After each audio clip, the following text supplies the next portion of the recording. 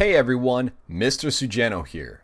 In today's video, I'm going to show you how to play SNES and NES games with online multiplayer. Let's get started. There are two websites that let you do this. The first one is nes.party, and I will leave a link to that in the description below. The second one is snes.party, and I will leave a link to that in the description below. There are 3 steps in order to get this to work, and it's very simple and very straightforward. The first step is to create the room. Secondly, you use your ROM to host. And thirdly, you give the link to someone else and they can join your room and play. So for the purposes of this video, I'll be creating a room and using Super Mario Kart as the game to be hosting online. The first step here is to click here to create a room and start playing. Once you do that, it will bring you to a page here. It says load a Rom file to play a SNES game. So you browse for the Rom file on your computer, and that's pretty much it. So I've just clicked browse. It brought up a window here on my computer. I'm going to click Super Mario Kart.smc. It says browse.sfc, but if your ROM file is a .smc, that's fine as well. Now that the game is up and running, if I click this button here, there's a drop-down menu to select the controller. There's also a settings menu where I can change the controls. Please note that right now only keyboard controls seem to work. However, if you do want to use a gamepad with this, you will need to use special software in order to map your gamepad inputs to keyboard inputs. Now there's different software out there, for example, Joy2Key, Xpadder, and a few others. Some controllers do have keyboard modes. For example, the 8-bit DOE has a mode where you can boot it up into keyboard mode and your computer registers it as a keyboard. Therefore, you can use this with SNES.party or NES.party. But on a side note as well, if you are using an 8-bit DOE controller, I believe you might need to use some older firmware that still has the keyboard mode enabled. And if you want to know how to downgrade the firmware in an 8-bit DOE controller, check out one of my other videos. I'll leave a link in the description below. Now, getting away from the controls, once you have that all configured, you can invite someone into the room. The link is right here. It is snes.party, and this part here will differ based on the room you have. So it'll be unique pretty much every time you create a room. So all you have to do is give this address to whoever you would like to invite. They plug it into their browser and then they can join.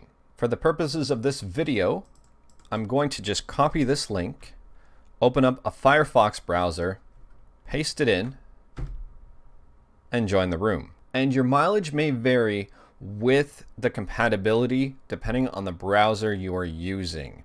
For example, you can see some noticeable slowdown on this Firefox browser. I'm going to have to go into my configuration, my performance configuration, and change it around if I would like full speed on this browser. So your mileage may vary based on the browser that you use, based on your internet connection settings, based on your graphics card. And you can chat in here. You can chat with different people, whoever's in the room. You can see a list right here. You click on it.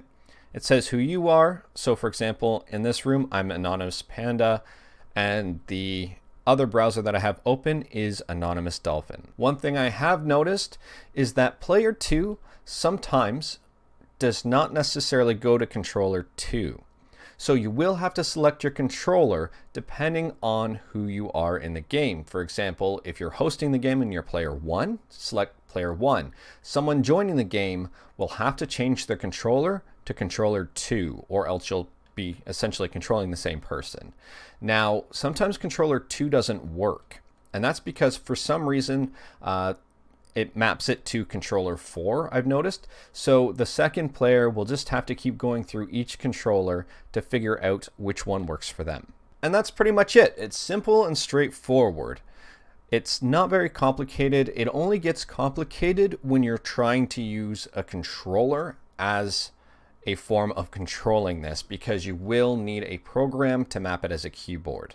If you're fine with just using the keyboard, then this is pretty straightforward. I've noticed that latency and lag between different people varies based on the browser that they're using and the computer that they have. For example, I'm up in Canada. I was able to play with people in California. I was able to play with people in Carolina with little to no issue. So how this all works, essentially, this is allowing me to host the game using my ROM and people to connect into me. So therefore, I won't experience any connection issues on my end.